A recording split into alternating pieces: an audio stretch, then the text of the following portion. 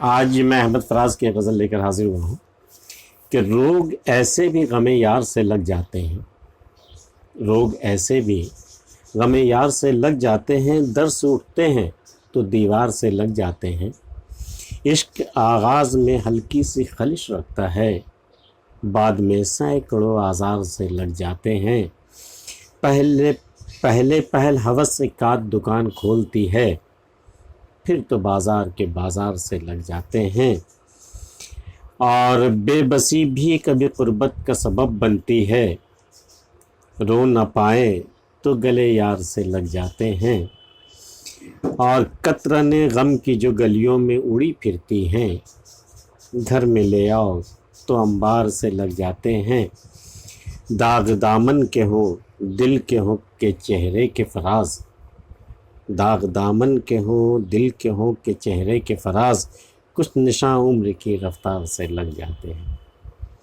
روگ ایسے بھی غم یار سے لگ جاتے ہیں۔ جب آپ کو یار کا غم ستانے لگتا ہے تو ایسی ایسی بیماریاں پنپنے لگتی ہیں، ایسے ایسے روگ لگ جاتے ہیں کہ محبوب کے در سے اٹھے، وہاں دروازے سے آپ اٹھے اور سیدھے دیوار سے جا لگے۔ اب رونے کے لیے کوئی سہارا تو چاہیے، محبوب تو ہے نہیں کہ کاندھے پہ سر رکھ کر روئیں گے۔ تو بھائی جو پہلا سہارا ملا کیا ملے گا؟ دیوار ملے گی، تو اس دیوار سے ہی لگ کے رو لیتے ہیں۔ کبھی ایسا ہوا ہے آپ کے ساتھ کہ محبوب سے بچھڑے اور دیوار سے لگ کے رونے لگے، کوئی ہمدم ساتھ میں نہیں تھا؟ روگ ایسے بھی غم یار سے لگ جاتے ہیں، در سے اٹھتے ہیں تو دیوار سے لگ جاتے ہیں۔ عشق کے آغاز میں ہلکی سی خلش رکھتا ہے، تو بہت زیادہ جان لیوا نہیں ہوتا، ذرا سی خلش لگتی ہے جب عشق کا آغاز ہوتا ہے۔ عشق کے آغاز میں ہلکی سی خلش رکھتا ہے، بعد میں سینکڑوں آزار سے لگ جاتے ہیں۔ پھر ایسے ایسے روگ لگتے ہیں، ایسے ایسے آزار، ایسی ایسی بیماریاں لگ جاتی ہیں لا علاج کہ بھئی اس کی تو نہ کوئی دوا بنی ہے نہ بنے گی، اور بس اسی آزار میں آپ کو مبتلا رہنا ہے۔ تو یہ آپ آغاز میں سوچ لیں کہ پہلے ہلکی سی خلش ہوتی ہے، بعد میں پھر آپ بالکل بیڈ ریڈن پیشنٹ ہو جاتے ہیں آپ۔ اس کے بعد پھر کیا ہوتا ہے وہ آپ جانیے۔ بعد میں سینکڑوں آزار سے لگ جاتے ہیں۔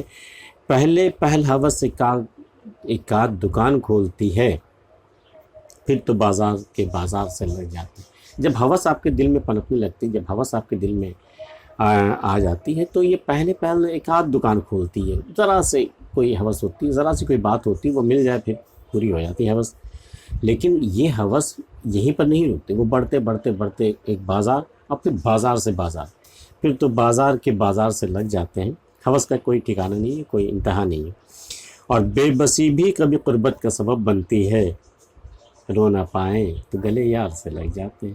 اب یار سے بچھڑنے کا وقت ہے، محبوب سے بچھڑنے کا وقت ہے، دل بھاری ہو رہا ہے، رونا آ رہا، آنکھ سے آنسو گر رہے ہیں، بے بسی میں کچھ کہہ نہیں پا رہے ہیں، زبان ہل نہیں سکتی، تو بے بسی سی ایک محسوس ہوتی ہے۔ تو بے بسی بھی کبھی قربت کا سبب بنتی ہے، کبھی کبھی یہ قربت کا سبب بن جاتی ہے بے بسی۔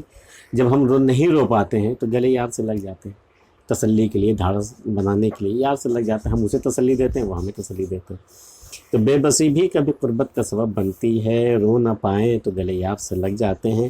قطرن غم کی جو گلیوں میں اڑی پھرتی ہیں، نہیں دیکھیے، اگر آپ گلیوں میں غور سے دیکھیں تو غم کی قطرنیں پھرتی رہتی، طرح طرح کے غم، طرح طرح کے رنگ، طرح طرح کے ڈھنگ، طرح طرح کی قطرنیں جو ہیں وہ گلیوں میں اڑتی پھرتی ہیں۔ اگر آپ چاہیں کہ گلیوں کو صاف کرنے کے لیے وہ سارے قطرنیں ہم گھر میں لے آئیں تو انبار کے انبار سے لگ جاتے ہیں۔ اس لیے ایسی غلطی کبھی مت کیجیے، اور قطرنوں کو، غم کی قطرنوں کو رہنے دیجیے باہر ہی، ٹھیک ہے؟ تو قطرن غم کی جو گلیوں میں اڑی پھرتی ہیں، گھر میں لے آؤ تو انبار سے لگ جاتے ہیں۔